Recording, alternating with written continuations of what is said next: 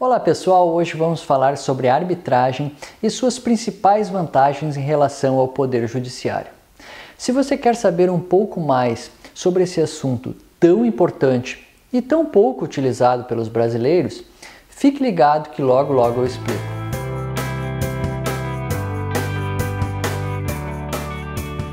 Antes de mais nada, o que é a arbitragem? Rapidamente, a arbitragem é um método alternativo para a solução de conflitos e que se dá fora do Poder Judiciário. No entanto, a arbitragem também produz uma sentença, denominada sentença arbitral, e que tem a mesma força de uma sentença judicial. Mas espere aí, se tem a mesma força de uma sentença judicial, por que a arbitragem é tão pouco utilizada, já que todos nós sabemos que o judiciário não dá conta de tantos processos? É uma boa questão, cuja resposta pode decorrer de vários fatores.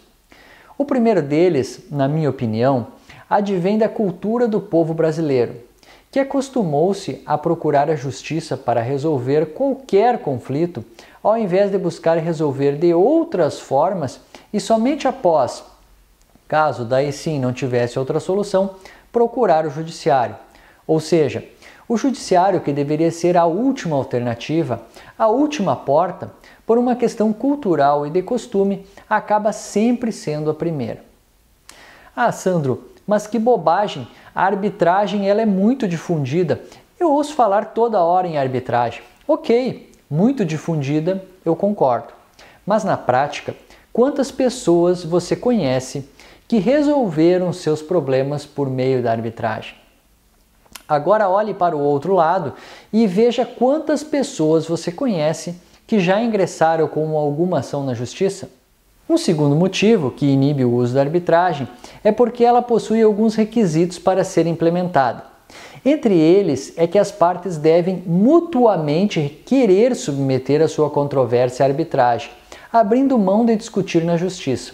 Ou seja, as partes devem estar, pelo menos nesse aspecto, em sintonia. E, finalmente, porque a arbitragem é permitida somente para a resolução dos direitos patrimoniais disponíveis. Mas, Sandro, o que são direitos patrimoniais disponíveis? Os direitos patrimoniais disponíveis são aqueles sujeitos à transação inalienáveis. Em outras palavras, são aqueles que, de certa forma, exprimem algum valor econômico. Os direitos indisponíveis, por sua vez, são os direitos dos quais a pessoa não pode abrir mão, como o direito à vida, à liberdade, à saúde, à dignidade. Um exemplo clássico é que uma pessoa não pode vender um órgão do seu corpo, embora esse órgão lhe pertença.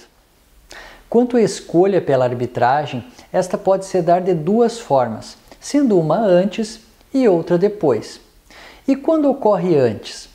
Antes é quando as partes fazem constar isso num contrato, ou seja, de que em caso de controvérsia, a discussão será levada obrigatoriamente para a arbitragem. Já depois é quando surge a discussão e a partir daí as partes acordam resolver isso por meio da arbitragem. Após então escolhido e definido que será a arbitragem, as partes irão eleger um ou mais árbitros, geralmente 1 ou 3 para não haver empate nas decisões. Estes árbitros que foram escolhidos normalmente irão tentar conciliar as partes, fazendo com que elas cheguem num acordo, para somente na frustração dessa tentativa terem que emitir uma decisão, que é a chamada sentença arbitral ou também conhecida como laudo arbitral. Mas quais são as principais vantagens da arbitragem, principalmente se fizermos um comparativo com a solução de conflitos pelo judiciário? Bem, um dos grandes problemas ao levar os nossos conflitos para serem resolvidos pela justiça é que não raramente a demora na solução acaba chegando tão tarde que muitas vezes sequer pode ser aproveitada pelas partes. Fazendo um parêntese aqui, segundo o CNJ, uma decisão de primeira instância no Brasil leva em média 4 anos e 4 meses. Já na arbitragem, as partes é que irão definir o tempo máximo de duração do processo.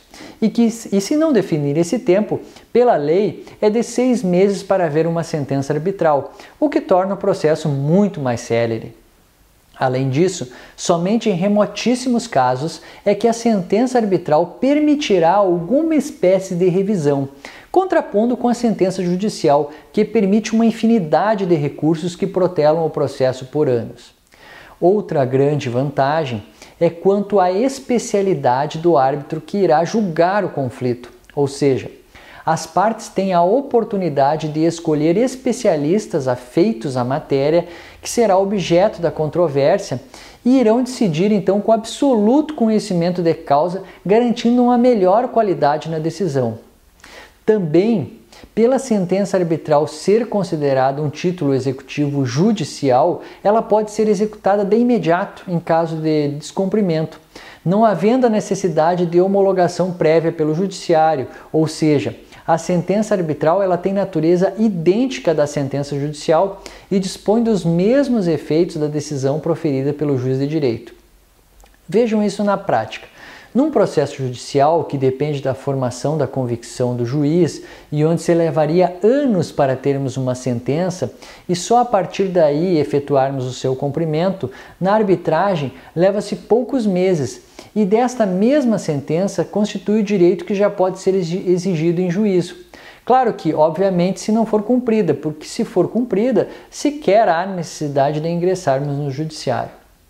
E isto nos leva a outra grande vantagem, pois como foram as partes que escolheram os árbitros, aqueles que elas confiavam e tinham como experts para decidir sobre a questão, o fato da decisão ser por essas pessoas de confiança acaba, de certa forma, conformando mais o vencido, o que permite uma aceitação, uma adesão maior ao julgado.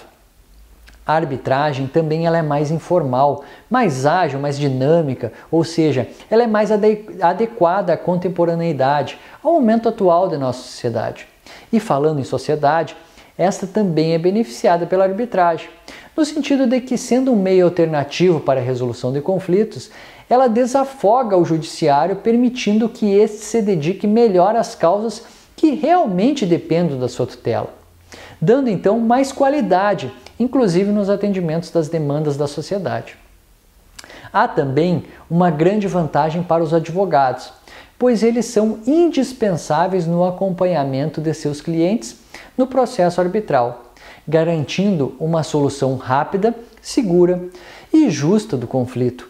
Claro que também eles poderão atuar como árbitros.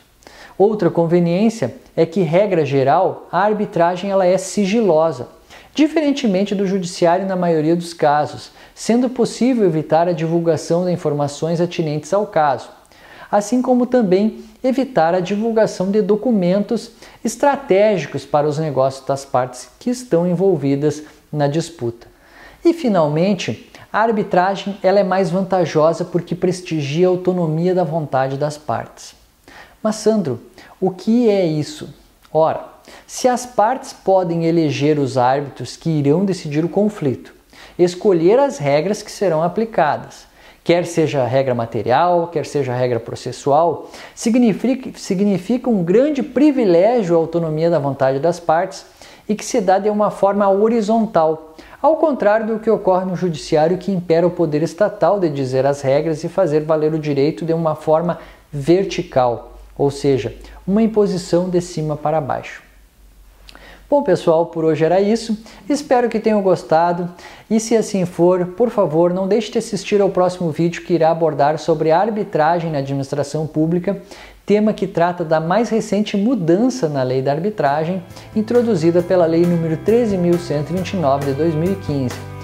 Forte abraço e até lá!